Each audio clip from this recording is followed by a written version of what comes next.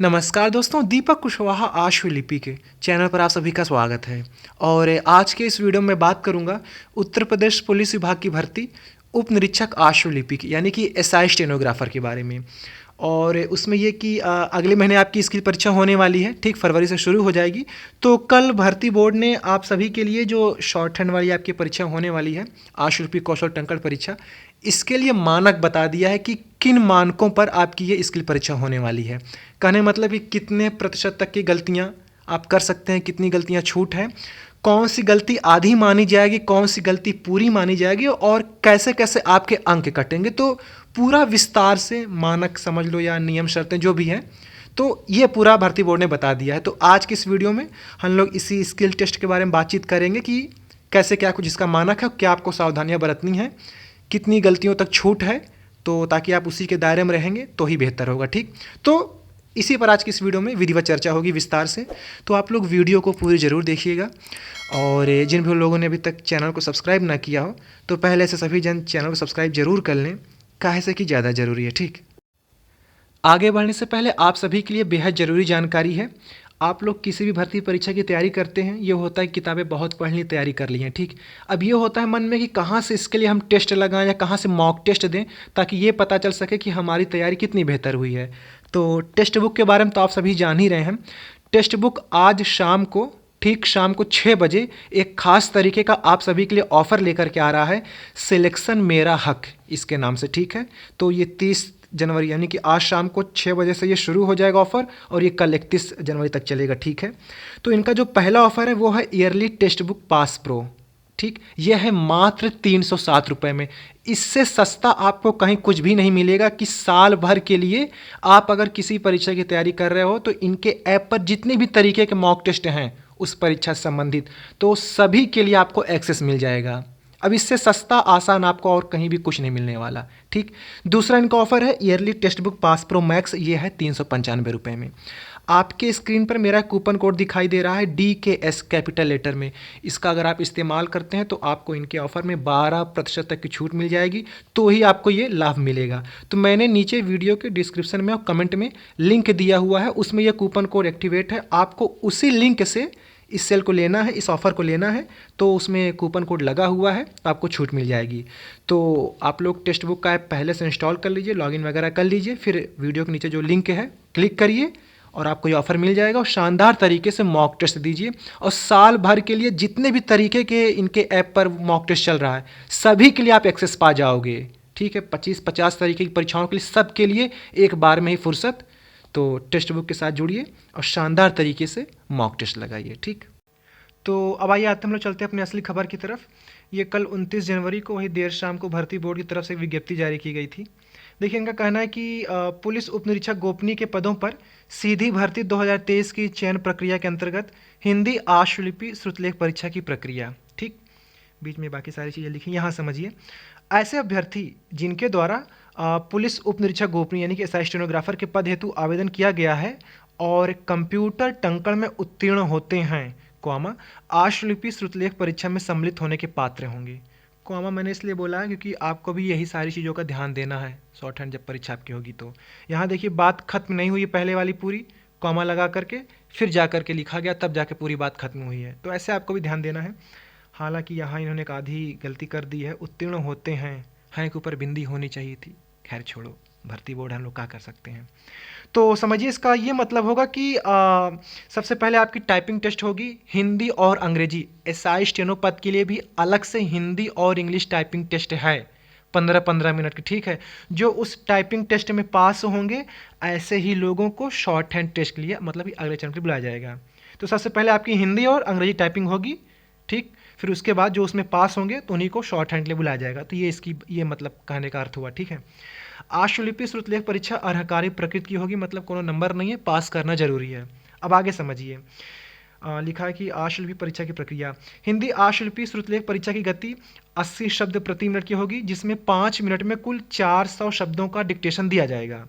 अभ्यास के लिए अभ्यर्थियों को पहले 2-2 मिनट की अवधि के 2 परीक्षण अंश डिक्टेट किए जाएंगे, जिन्हें लिखना अनिवार्य नहीं है, यानी कि वो जो आप लोग कहते हो क्या ट्रायल, तो 2 डिक्टेशन 2 बार बोली जाएगी, 2-2 मिनट की ट्रायल, ठीक है, ताकि आपको उनकी आवाज़ कैसी लग रही है, बोलने का तरीका, मतलब ठीक है, सब कुछ ठीक ठाक ही नहीं, अगर आप संतुष्ट होंगे तो ही, तो ये 2 बार बोला जाएगा। आपकी मर्जी, लिखना है लिखिए या फिर कथा सुनिए कि कैसा कुछ बोल रहे हैं वो, ठीक है। सब कुछ ठीक ठाक लगा, आपसे पूछा जाएगा कि सब कुछ आवाज़ सही है या बोलने का तरीका सही है, आप बताएंगे हाँ ठीक है, तो फिर वो असली वाली जो डिक्टेशन है वो बोलेंगे। तो 2 बार आपको ट्रायल देंगे, ठीक। इसके बाद लिखा है कि इसके उपरांत आशुलिपि श्रुतलेख परीक्षा के लिए 5 मिनट का डिक्टेशन दिया जाएगा।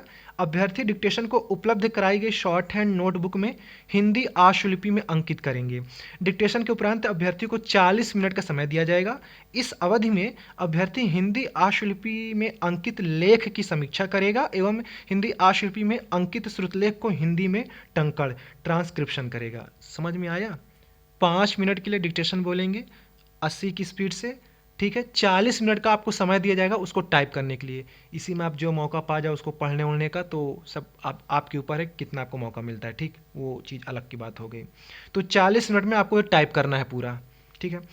हिंदी और टंकण यूनिकोड इन स्क्रिप्ट कीबोर्ड पर आधारित होगा, ठीक। आशुलिपि श्रुतलेख परीक्षा समाप्त होने के उपरांत अभ्यर्थी शॉर्ट हैंड नोटबुक में अपना नाम व रोल नंबर लिखकर अपने हस्ताक्षर करेंगे तथा उसे कक्ष निरीक्षक को सौंप देंगे। जो शॉर्ट हैंड वाली जो आपकी कॉपी होगी ना, वो भी देखी जाएगी, जमा होगी, ठीक। तो उसी के बारे में लिखा है, शॉर्ट हैंड नोटबुक में हिंदी आशुलिपि में अंकित लेख की जाँच की जाएगी, किंतु उसे मूल्यांकन प्रक्रिया में सम्मिलित नहीं किया जाएगा। टंकण का ही मूल्यांकन किया जाएगा, ठीक। कॉपी आपकी देखी जाएगी, कहीं आपने कहूँ से कानून में लगा तो नहीं पूरा टाइप कर दिया, पहले से लिखा लिखा है तो नहीं कुछ मिल गया। ये मैं आपको तरीका नहीं बता रहा हूँ जुगाड़ का, बस बता रहा हूँ कि जो शॉर्ट हैंड वाली कॉपी होगी उसकी भी जांच होगी। ये नहीं कि उसको देखा नहीं जाता, नहीं देखा जाता बाकायदा उसको भी, ठीक है।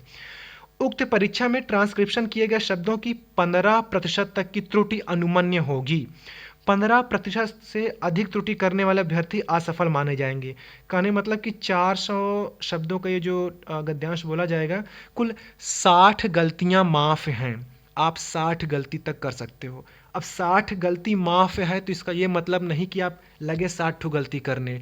जिसकी जितनी कम होगी वही बेहतरीन माना जाएगा, ये समझिएगा, ठीक है। तो आप लोग खूब अच्छे से टाइप करिएगा, गलतियां बहुत कम हो सके तो 10-20 के नीचे ही रहो, ऊपर मत जाओ। 60 तक ये जरूर कर रहे हैं तो इतना आसान भी नहीं है।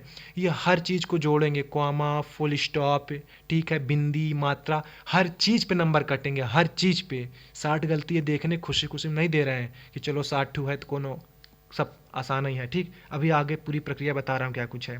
तो कुल 60 गलतियाँ माफ़ हैं। परीक्षा का आयोजन बोर्ड द्वारा निर्धारित तिथि व समय पर निर्धारित, हटाइए इस चीज़ को। हिंदी आशुलिपि श्रुतलेख के लिए, अच्छा चलो, जो शॉर्ट हैंड वाली कॉपी है वो आपको वहीं परीक्षा केंद्र पर ही मिलेगी। घर से लेकर कुछ नहीं जाना है कि हम अपने कॉपी लेकर आएंगे वहीं लिखेंगे, मनौती मांगे हैं तो अपनी कॉपी लेकर नहीं जाना है, सब कुछ वहीं मिलेगा। और क्या है, हाँ ये सारी चीज़ अपने काम की नहीं है, जो कुछ मिलेगा कहने का मतलब सब वहीं मिलेगा, आपको बस अपनी शरीर लेके जानी है। और किसी भी अभ्यर्थी को आशुलिपि श्रुतलेख के उपरांत उसकी टंकण परीक्षा में कोई छूट अनुमन्य नहीं होगी। अब देखिए, समझिए यहाँ से पूरी गलतियाँ, कौन कौन सी गलतियाँ पूरी मानी जाएंगी और कौन कौन सी गलतियाँ आधी मानी जाएंगी, और वो सूत्र क्या है जिस पर आपका ये पूरा नंबर बनाया जाए कि हाँ आपने अगर आधी गलती की है, पूरी गलती की है, तो अब कितना जोड़ घटा करके किस हिसाब से आपको नंबर देना है, वो सूत्र भी समझ लीजिए। तो पहले ये कि जो पूरी गलतियाँ कौन कौन सी हैं जिसके लिए पूरे के पूरे अंक कटेंगे। प्रत्येक शब्द या अंक का लोप, लोप मतलब कि भूल गए आपने, नहीं लिखा उसको, ठीक, ये हो गया लोपित, लोप हो गया, का लोप। यदि शब्दों का समूह लोप किया जाता है तो लोप किए गए शब्दों की वास्तविक संख्या के बराबर गलतियां गिनी जाएंगी। मान लीजिए कि जैसे लिखा है दीपक कुशवाहा आशुलिपिक, तो आपने दीपक छोड़ दिया, कुशवाहा आशुलिपिक लिखा है तो आपने जो दीपक छोड़ा ना, तो एक ठो माना जाएगा पूरा। तो वही लिखा है कि प्रत्येक शब्द, इसी तरीके अंक भी है। जैसे मान लो लिखा है कि 1 2 3 4 5 6 7 8, तो आपने 1 2 3 4 छोड़ दिया, 5 6 7 8 9 लिख दिया, तो जो 1 2 3 4 छोड़े हैं ये 4 ठो गलती मानी जाएगी। तो वो चीज़ बता रहे हैं कि प्रत्येक शब्द या अंक का लोप, यदि शब्दों का समूह लोप किया जाता है तो लोप किए गए शब्दों की वास्तविक संख्या के बराबर गलतियाँ गिनी जाएंगी।